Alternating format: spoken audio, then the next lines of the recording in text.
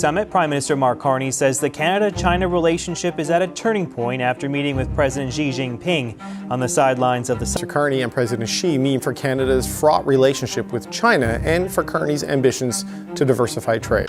What seemed like a simple handshake in Manila quietly redrew the global map. At this year's APEC Summit, as world leaders exchanged predictable smiles and formalities, one encounter stood apart. A calm, deliberate moment between Canada's Prime Minister Mark Carney and China's President Xi Jinping. There was no tension, no performance, just composure, mutual regard, and a visible sense of respect that cameras couldn't ignore. Within minutes, headlines shifted from routine summit coverage to stories about Carney's quiet breakthrough. What began as a polite diplomatic exchange soon became a signal of deep strategic change. While Washington continues its standoff with Beijing, Canada may have just positioned itself as the bridge both sides can trust. And that subtle move might explain why Trump's latest plans are beginning to unravel. Welcome to the TimeFold, the show that uncovers the power shifts and behind-the-scenes maneuvers the mainstream media won't tell you about. Today, we explore how Mark Carney outplayed both Washington and Beijing, how a single meeting disrupted Trump's strategy, and why the world may never see Canada the same way again. Beneath the speeches and camera flashes, a quiet diplomatic revolution has begun. And it started with a Canadian handshake. No one expected fireworks at APEC this year. Most leaders arrived with rehearsed talking points and low expectations. But when Mark Carney walked into the hall to meet Xi Jinping, something changed. The atmosphere shifted. The tone, usually stiff and cautious, became unexpectedly warm. For the first time in 8 years, Canada and China spoke face-to-face, not awkwardly, but intentionally. Observers noticed how quickly formality gave way to familiarity. Xi's expression softened. Carney leaned forward, not deferentially, but as an equal. The cameras caught it. Body language that spoke of trust, something missing in Western Chinese diplomacy for years. Compare that to Trump's earlier encounter with Xi. A handshake that felt forced, smiles that looked strained. Every sentence between them was a sparring match. The contrast couldn't have been clearer. Trump led with confrontation. Carney led with composure. And in diplomacy, tone often speaks louder than treaties. Within hours, journalists were calling Carney's exchange the moment that reset the room. Even without major announcements, everyone could sense a shift. Canada was being taken seriously again, not as Washington's shadow, but as an independent voice with real influence. But the true significance of that meeting went beyond optics. Behind closed doors, Carney quietly launched a strategy that would challenge both superpowers at once. For nearly a decade, relations between Canada and China had been frozen in distrust. It all began in 2018 when Beijing detained 2 Canadian citizens, Michael Kovrig and Michael Spavor, after Ottawa arrested Huawei executive Meng Wanzhou at Washington's request. The fallout was severe. Trade halted, diplomacy stalled, and an unspoken rule took hold: no move on Beijing without US approval. Carney decided that era was over. His message to both capitals was simple: Canada will no longer speak through someone else's megaphone. Instead of political grandstanding, he chose quiet persistence, rebuilding trust through people-focused initiatives, clean energy cooperation, and cultural exchange. These were soft power tools, often overlooked by louder politicians. He reminded Xi that Canada and China share 55 years of diplomatic history, emphasizing mutual respect, not rivalry. It may have sounded polite, but in the world of geopolitics, it was an act of rebellion. Carney wasn't seeking permission. He was asserting independence. And when that message reached Washington, alarms went off.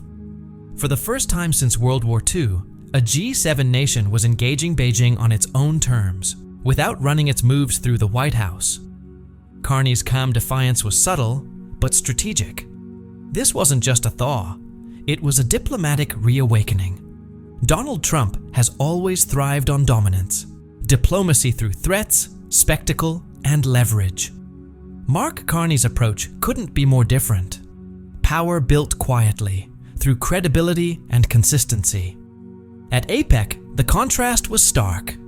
Trump arrived boasting of tariffs and control. Carney entered with humility and purpose. One demanded respect, the other earned it. Global observers called Carney's tone a rebirth of Western leadership. While Trump's handshake with Xi resembled a boxing match, Carney's felt like an invitation. Even Xi's body language told the story. Open, conversational, engaged.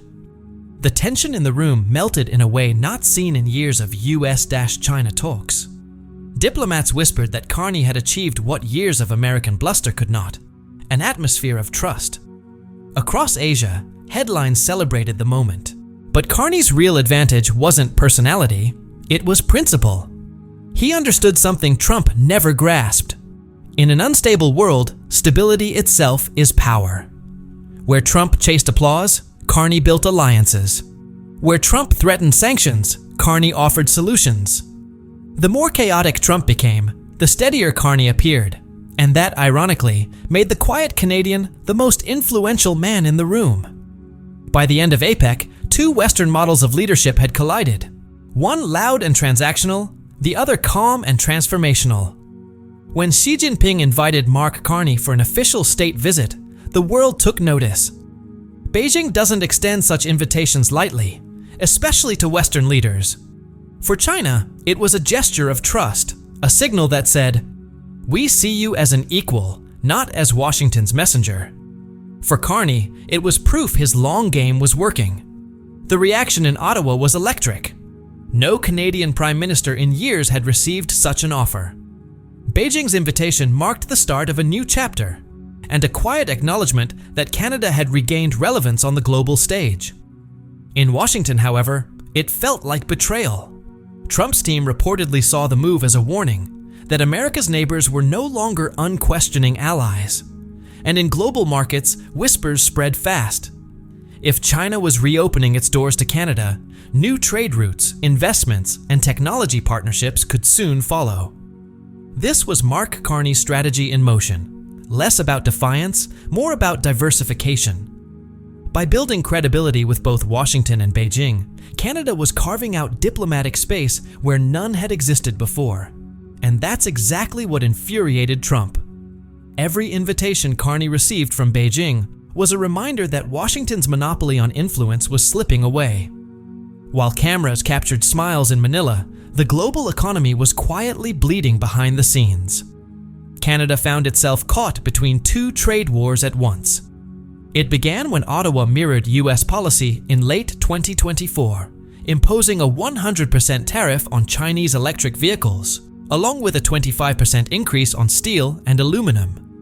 Beijing retaliated within months, slapping 76% taxes on Canadian canola seed and 100% tariffs on oil, meal, and peas. The fallout in Western Canada was devastating. And just as Ottawa tried to stabilize exports, Trump delivered his own economic blow. A 35% tariff on all Canadian goods not protected by trade agreements, and 50% on steel and aluminum. Trade talks collapsed completely after Ontario Premier Doug Ford aired a pro-trade ad featuring Ronald Reagan. Trump called it provocative and froze negotiations on the spot. It was chaos on two fronts: China shutting down agriculture, America punishing manufacturing. But Carney didn't panic. He saw opportunity where others saw crisis.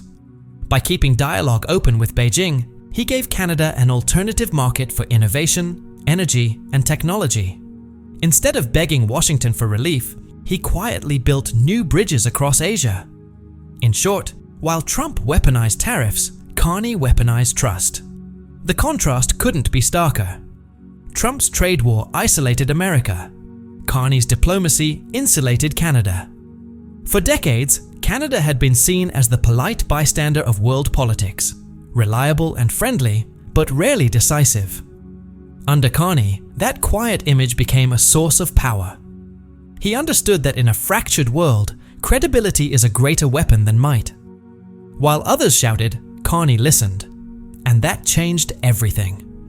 At the APEC Summit, the world began to see Canada differently. The calm tone, the measured diplomacy, the quiet authority. It all signaled that this was not the old Canada anymore. Carney wasn't there to play middleman between Washington and Beijing. He was there to redraw the map of global influence. Instead of choosing sides, he built bridges across both.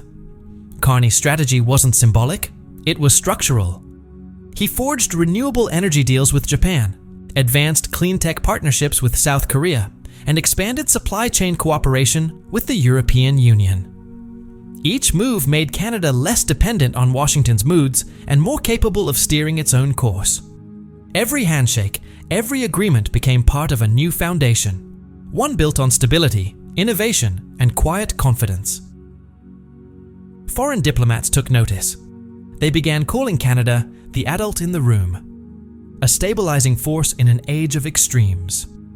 Carney's calmness became his edge, proof that leadership doesn't need to shout to be heard. Through patience and principle, he turned diplomacy into power, and that power into leverage. In a time when nations are either shouting or collapsing, Canada has become the country the world trusts to stay steady when everything else is falling apart. The shockwaves from Carney's diplomacy didn't stop at the APEC Summit. They rippled across the entire global order. In Tokyo, officials privately admitted that Canada's composure had reset the tone for Asia-Pacific diplomacy. In Brussels, EU leaders praised Ottawa's credible neutrality, and in Washington, frustration turned into panic. Carney had done what no other Western leader could, earned Beijing's trust without losing Western respect. Within months, analysts began noticing something extraordinary. Japanese and Korean companies started routing investment proposals through Canada instead of directly to the US. It wasn't politics, it was confidence. Carney's steadiness gave corporations something Trump couldn't: predictability. Behind closed doors, Trump's advisors were furious. They complained that Canada was undermining the alliance, but they couldn't stop American firms from quietly rerouting logistics through Vancouver and Montreal to dodge new tariffs. Carney had turned geography into leverage, and diplomacy into a shield. Even developing nations began paying attention. In Africa and Southeast Asia, leaders cited the Canadian model as proof that smaller countries could hold influence simply by staying calm amid chaos. The balance of global power was shifting, not because Carney shouted louder, but because he stayed steady while others lost control. By 2025, the phrase Carney Doctrine was circulating in think tanks, a term for his strategy of controlled independence and partnership over polarization.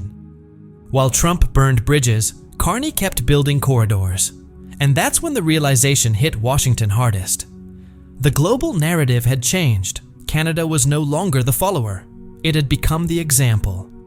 The world had started looking north for leadership. For the first time in decades, America was no longer at the center of the map. Now, as the world watches Carney's next move following the APEC breakthrough and Xi's rare invitation for a state visit, Canada stands on a knife's edge between two empires. One misstep could trigger backlash from Washington. One miscalculation could raise suspicion in Beijing. Yet Carney remains unshaken. His calm has become his trademark, and his greatest weapon. As Trump doubles down on tariffs and threats, Carney is drafting something far more strategic. A North Pacific framework linking Canada's resources and technology directly to Asia's demand.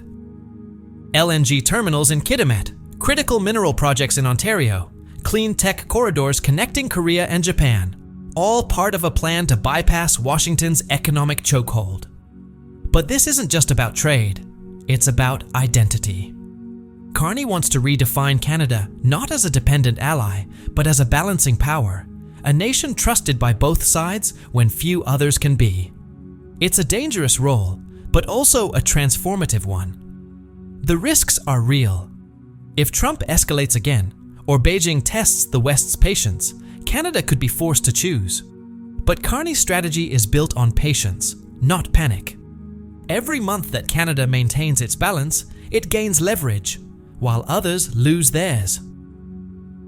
Diplomats say the next 12 months will decide whether this is a temporary diplomatic success or the beginning of a new global order. Because for the first time in modern history, the stability of the world may depend not on Washington or Beijing, but on Ottawa. The 2025 APEC Summit was supposed to be routine, a stage for speeches and smiles. Instead, it marked the dawn of a new era in global diplomacy. Instead, that moment became the point when the world realized the balance of power had shifted north. Mark Carney didn't arrive with threats or spectacle. He arrived with precision, patience, and purpose. And in doing so, he redefined what modern leadership looks like. While Trump shouted about tariffs and control, Carney mastered the art of quiet dominance. His meeting with Xi Jinping wasn't just diplomacy, it was strategy disguised as sincerity. In that single handshake, Canada reclaimed something it had lost for decades: the power to shape its own destiny. The contrast couldn't be clearer. Trump's America projected fear. Carney's Canada projected trust, and in a world where trust has become rarer than gold, that is the ultimate advantage. Now, as the United States drifts further into isolation and China tests new alliances, the country once dismissed as too polite has become the most stable force on the map. Investors are watching, diplomats are recalculating, and Trump, he's realizing, perhaps too late, that his loudest rival wasn't in Beijing at all. It was in Ottawa. Carney has done what few thought possible. He turned calm into currency, credibility into power, and diplomacy into dominance. The next chapter will decide whether Canada can maintain this delicate balance or be pulled into the same chaos consuming others. But one thing is certain, Carney's quiet brand of leadership has changed everything. Because in an age ruled by ego and noise, the quietest voice in the room just became the one the world listens to. Please subscribe to the TimeFold channel and don't forget to like.